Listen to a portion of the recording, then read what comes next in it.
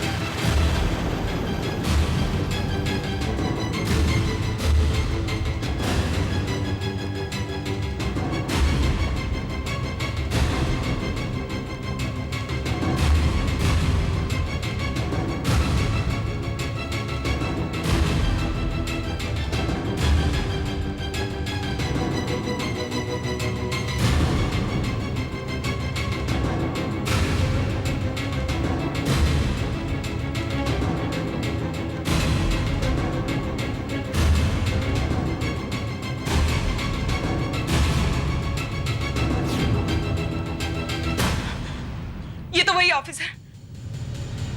ये वही है जो जो साथ मेरे घर पे आया था।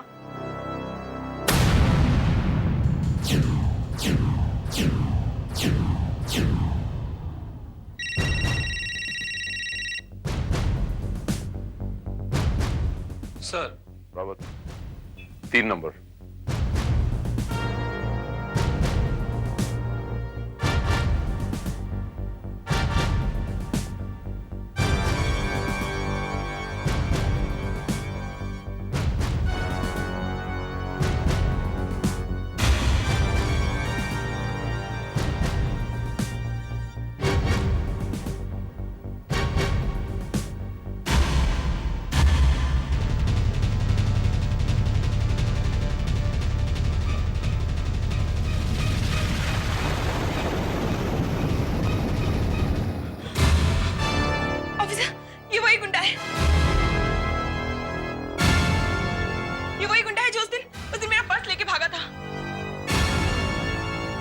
शायद यही वजह है कि मैं इसकी आंखें इतनी अच्छी तरीके से पहचानती हूँ।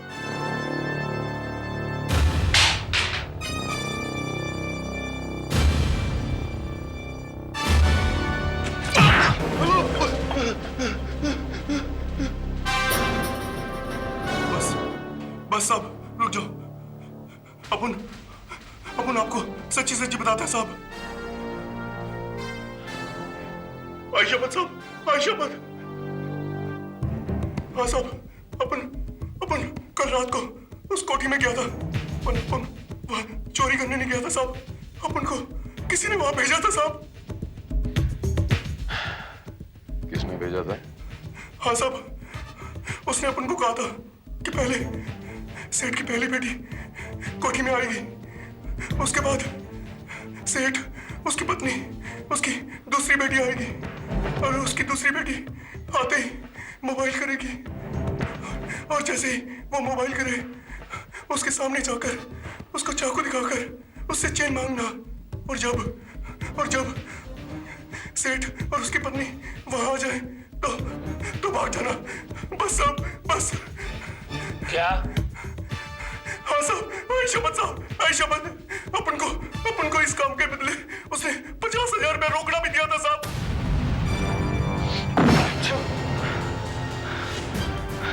कौन था वो? मालूम नहीं साहब, अपन को उसने पूरा प्लान फोन पर बताया था। अपन ने उसको देखा नहीं साहब। रोकड़ा तेरे पास कैसे पहुंचाता था वो? उसने अपन को फोन करके बेराम बाग में कब्रिस्तान पे बुलाया था। बताई हुई जगह पर अपन को रोकड़ा तो मिला, पन वो आदमी नहीं मिला।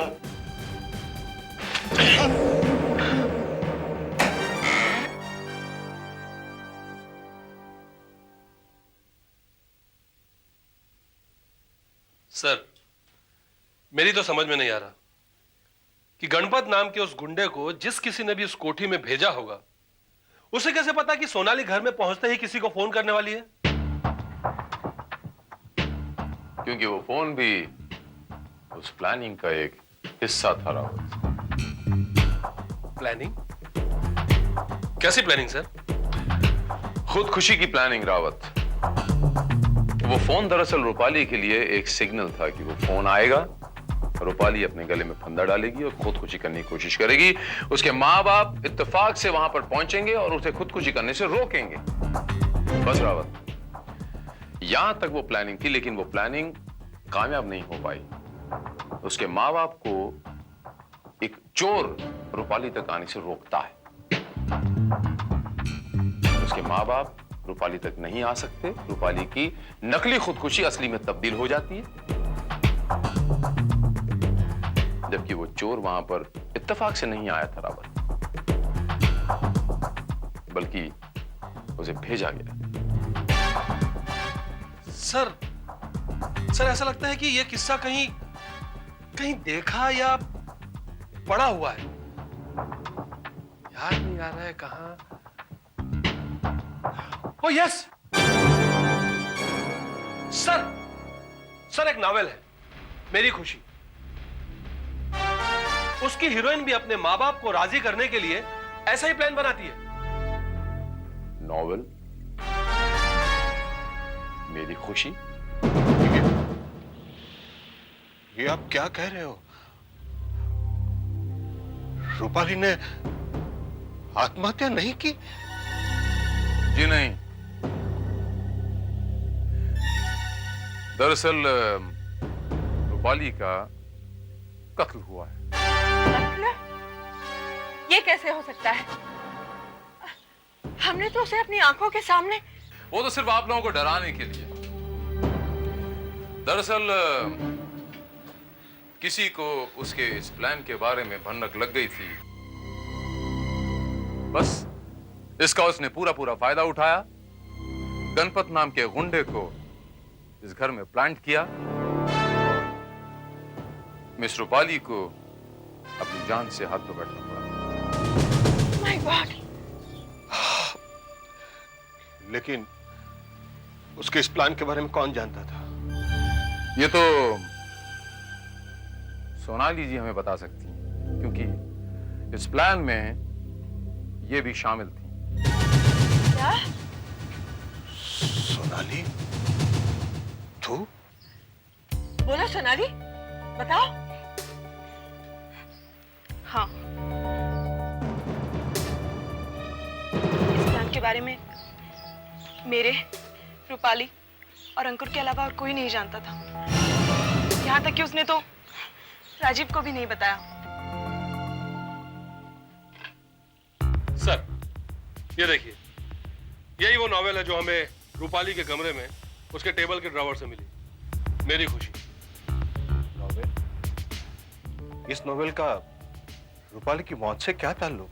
Mister Mohan, by the way, आपने ये नॉवेल पढ़ी है क्या? नहीं। क्यों? दरअसल मिस्टर मोहन, इस नॉवेल की जो मेन नायिका है, जो हीरोइन है, उसने अपने माँ बाप को मनाने के लिए एक छोटा सा नाटक किया है। वैसा ही नाटक रूपाली जी ने किया है।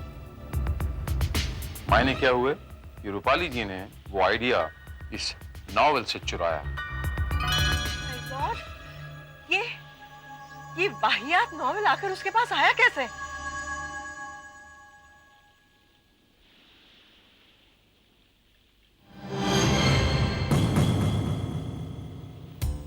राजीव,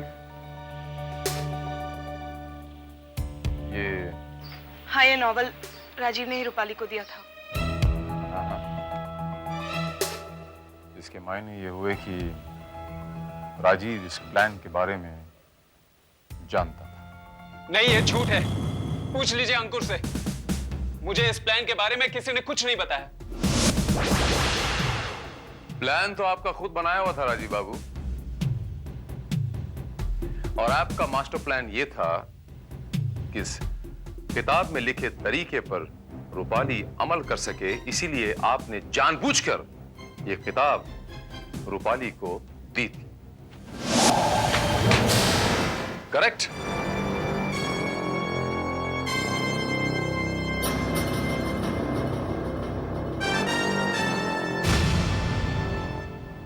हाँ, ये सच है। ये किताब मैंने इसीलिए रूपाली को दी थी, और मुझे पूरा यकीन था कि वो अपने इस प्लान में मुझे शामिल करेगी, मगर उसने ऐसा कुछ नहीं किया। उसे ऐसा लगा था कि राजीव उसे सब कुछ करने नहीं देगा,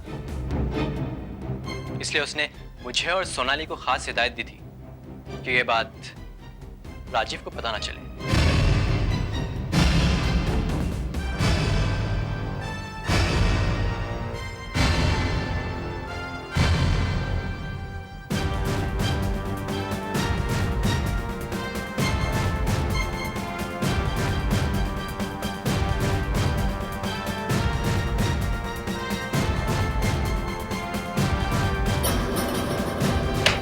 ये लीजिए।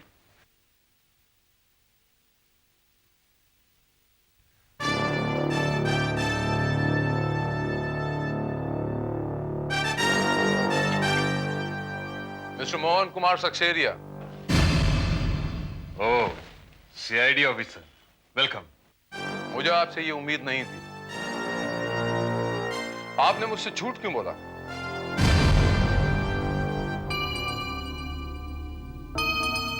झूठ? जी हाँ, सफेद झूठ।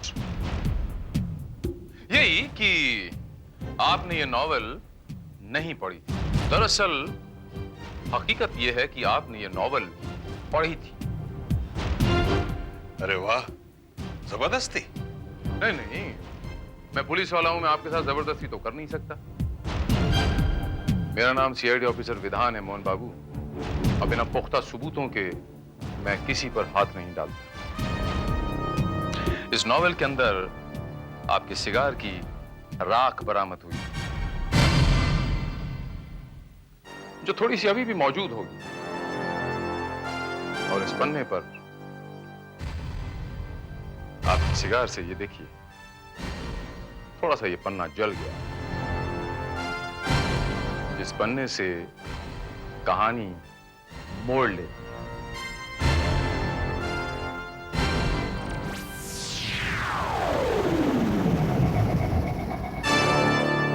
आपको इस प्लान के बारे में सब कुछ पता था मोहन बाबू, और आप ही ने इस घर के अंदर वो गणपत नाम के गुंडे को बुलाया था। क्या बकवास कर रहे हो आप?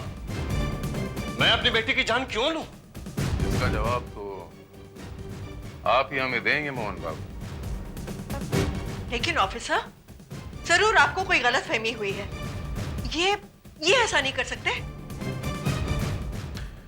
शारदा देवी, इस बात का भी मेरे पास पुख्ता सबूत है। सबूत? जी हाँ, आपको याद है शारदा देवी, पार्टी में जब मैं आपसे अचानक टकरा गया था और हम दोनों के मोबाइल नीचे गिर गए? हाँ? दरअसल मेरे पास जो मोबाइल आ गया था वो मोहन बाबू का मोबाइल था और मेरा मोबाइल मोहन बाबू के पास चला गया था। मोहन बाबू ने उस मोबाइल से गणपत को फोन किया रूपाली की मौत से पहले।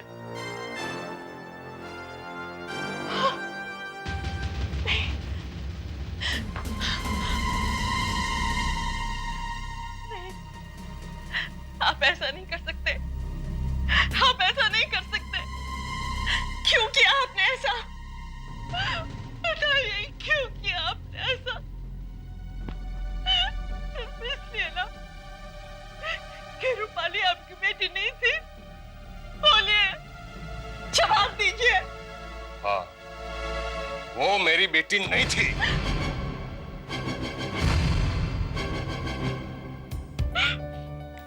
नहीं थी वो मेरी बेटी।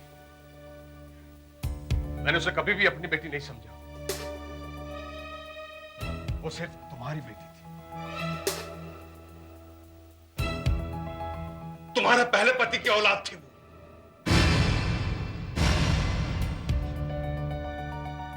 मुझे हमेशा डर रहा करता था वो मेरी बेटी का, मेरी सोनाली का हक छीन लेगी।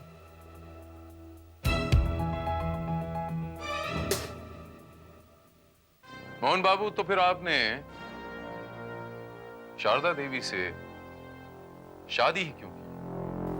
मजबूरी थी। सोनाली की मां सोनाली के जन्म के साथ ही गुजर गई।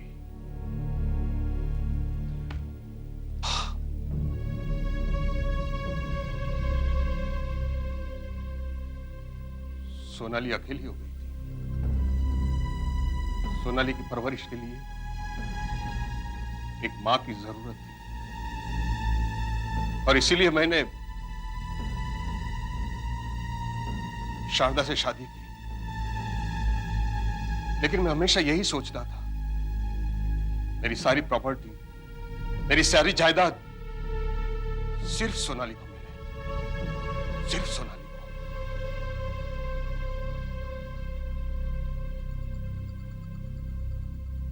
उस रात जब सोनाली और रूपाली बात कर रहे थे, एक ही रास्ता है, सुसाइड। क्या बकवास कर रही हो तुम?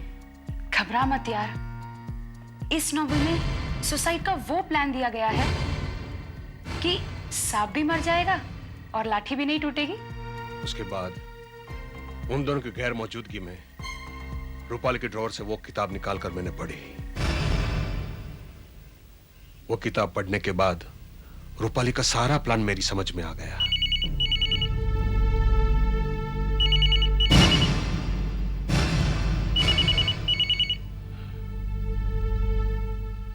हाँ सिंघानिया साहब बोलिए।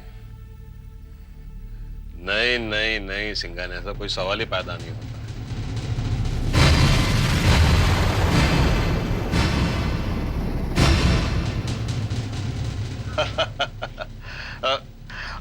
हाँ हाँ बोलिए बोलिए। हाँ नहीं नहीं नहीं, सवाल ही पैदा नहीं होता। उसके बाद रूपाली इस प्लान को अंजाम कब देने वाली है, ये जानने के लिए उन दोनों पर नजर रखनी शुरू की। एकदम परफेक्ट प्लानिंग है। मैं पंखे से लटक कर खुदकुशी करने की कोशिश करूंगी। हाँ ठीक है, लेकिन ये कैसे पता चलेगा कि मम्मी पापा कब आएंगे, कब दरवाजा खोलेंगे? उसकी भी पूरी प्लानिंग हो चुकी है। उसके बाद मैंने गणपत को हायर किया 50,000 में, और पार्टी से घर पहुंचने से पहले मैंने गणपत को फोन किया। गणपत, हम लोग घर पहुंच रहे हैं, मालूम है ना क्या करना है, गलती मत करना। मैं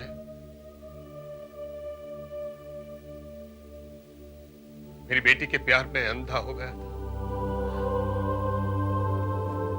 बस उस वक्त मुझे यही सूझा। मैंने सोचा था कि मेरी बेटी रूपाली को पिता का साया मिल जाएगा।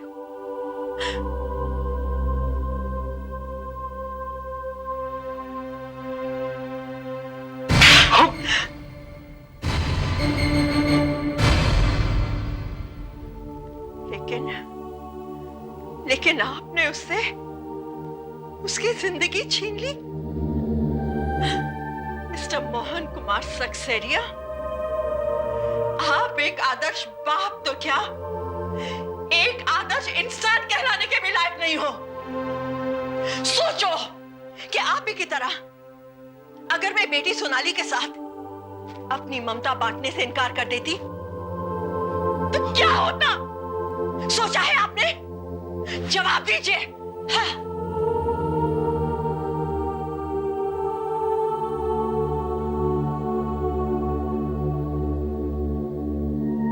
मिस्टर मोहन कुमार सक्सेरिया, हमने बड़े बड़े जालिम और बेरहम हत्यारे देखे हैं, मगर अपनी बेटी को बिला वजह मारने वाला बेदर्द बाप आज पहली बार देखा है।